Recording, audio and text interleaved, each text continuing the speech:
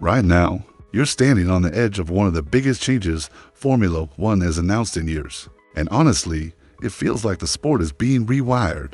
The headline is simple: DRS as we know it is being retired for the 2026 cars. And instead we're getting active aerodynamics with two distinct modes, plus a manual override electrical boost. A whole new toolkit designed to reshape how drivers overtake and how teams plan a race. This isn't a tweak to a wing angle here or there. It's a structural change to the way speed and grip are managed on track. The FIA and teams have been talking about X mode and Z mode. Think of X mode as a deliberate low drag state for straight lines, and Z mode as the high downforce configuration that helps you stick to corners, and drivers will be able to switch these settings via movable wing flaps while they're racing. On top of that, there's the manual override option tied into the hybrid system, essentially a push-to-pass style electrical surge so a following car can get a genuine power shot to help make a pass happen. If that sounds like a lot to take in, you're not wrong. For fans used to DRS detection zones and the 1 second rule, this will feel familiar in purpose, but wildly different in execution. The big selling point from the FIA and several team spokespeople is that this combo, active aero plus electrical override, should create more genuine, variable battles rather than the sometimes robotic DRS passes we've seen. Critics worry the opposite, that wheel-to-wheel, late-braking theater could decline if cars rely too much on modes and harvested energy. I'll be honest, I get both sides. What matters is how teams use the tools and how the drivers decide to deploy them under pressure. So here's a quick one for you before we dig deeper. Do you trust this change? Vote in the comments. Type trust if you think the overhaul will improve racing, or no trust if you think it'll make things worse. And if you want a steady stream of explainers, tests, and race reaction through to 2026, smash subscribe. We're trying to hit 1,000 subscribers and your support matters. Now let's break down exactly how these new aero modes, X mode and Z mode, will work. Because once you understand them, the whole picture of 2026 racing starts to make sense. Think of it this way: instead of a one-button DRS flap that either opens or doesn't depending on whether you're within 1 second of the car ahead, drivers in 2026 will manage to distinct aerodynamic settings themselves with no need to wait for a detection zone. X mode is the low drag setup. Picture a car shedding aerodynamic resistance so it can cut through the air more cleanly. The rear wing flap angle reduces, drag drops, and straight line speed climbs. Unlike the old DRS, you don't need to be chasing another car to use it. That means you could see cars going into X mode while defending, not just while attacking, which immediately changes how drivers think about positioning on straights. Z mode is the opposite side of the coin. It boosts downforce, giving the car extra grip in corners, through heavy braking zones, or anywhere stability matters more than pure speed. In theory, it should allow drivers to brake later and carry more momentum through turns, which could set up an overtake later in the lap when they switch back to X mode for the exit. In practice, it's going to be about rhythm, toggling between modes at the right moment, like a pilot, managing flaps on takeoff and landing. That's the core difference with 2026. Instead of DRS feeling a bit like a scripted overtake tool, this is meant to be a tactical dance between grip and drag. Teams will need to decide whether their setup leans more toward maximizing straight line bursts or optimizing corner entry and exit speed. Drivers will be juggling buttons, energy management, and track position, all while fighting someone doing the exact same thing. It's easy to imagine how this could create more strategy layers. Let's say you're in Monaco. Do you risk X mode down the narrow straights, knowing you need the grip back instantly for the tight corners? Or at Monza, do you just hammer X mode at every chance, daring your rival to keep up in Z mode through the chicanes? That's where the unpredictability comes in. But let me throw this to you. Which team do you think will master active aero first? Red Bull, with their insane aero department, Mercedes, who love finding loopholes, or Ferrari, who might finally get their act together? Drop your pick in the comments, because the first team to nail this system could run away with the early part of 2026. And don't forget, hit subscribe if you want these breakdowns as soon as the FIA drops new info. So now that you've got a feel for X mode and Z mode, let's talk about the most dramatic change of all, the manual override system, which many fans are already calling Formula One's version of push-to-pass. This is the FIA's answer to one of the biggest concerns about losing DRS. If you take away that 1 second advantage rule, how do you make sure cars still have a fair chance to overtake? Their solution is to use the hybrid system itself as a weapon. Here's how it works. Every car in 2026 will have a new power unit with a stronger electric component, and drivers will be able to deploy an override mode when they're chasing someone. Think of it as a temporary shot of extra horsepower coming directly from the MGUK. That's the energy recovery system tied to the rear axle.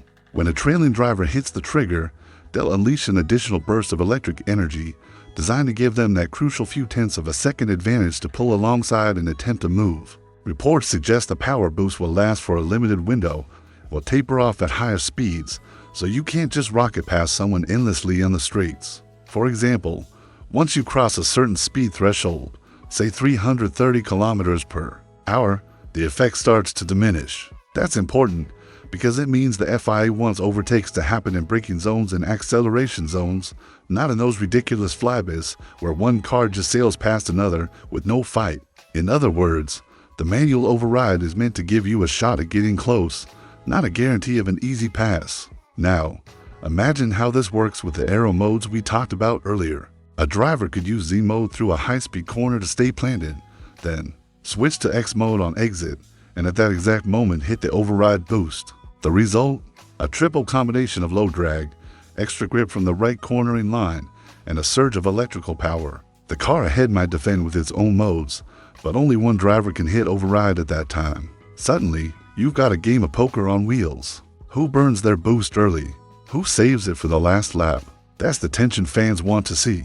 And this is where strategy gets fascinating.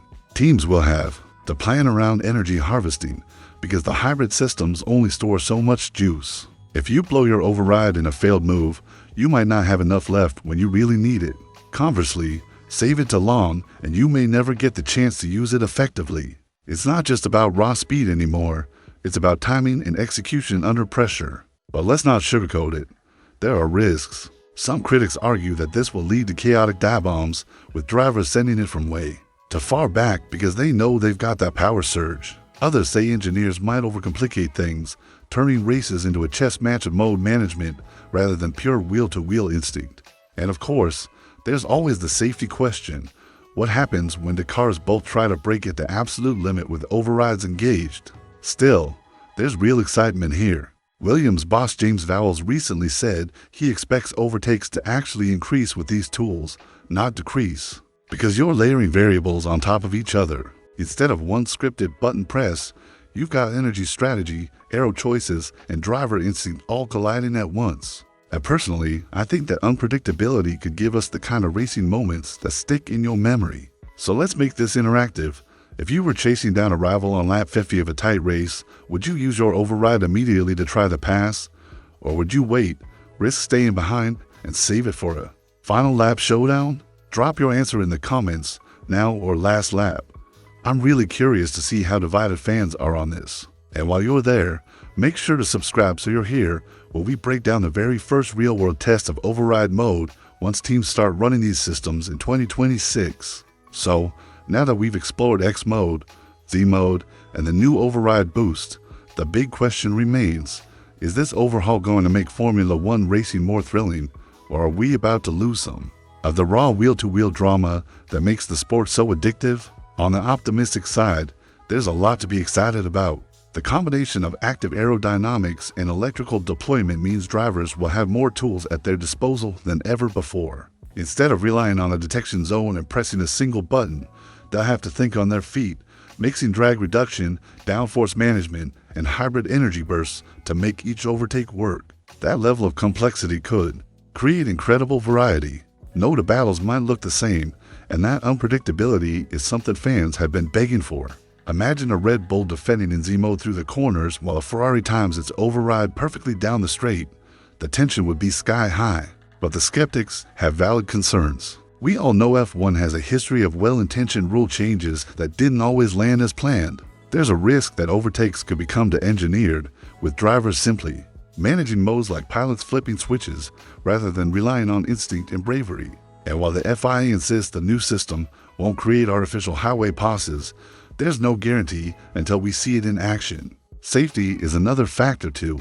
If drivers misjudge their timing or both use aggressive setups in the same corner, the margin for error gets razor thin. In the end, It really does feel like a gamble. Formula One is trying to move away from the scripted feel of DRS while still keeping the show alive for fans. Whether this gamble pays off will depend on how the cars behave in real racing conditions, and that's something no simulation can perfectly predict. So here's where you come in.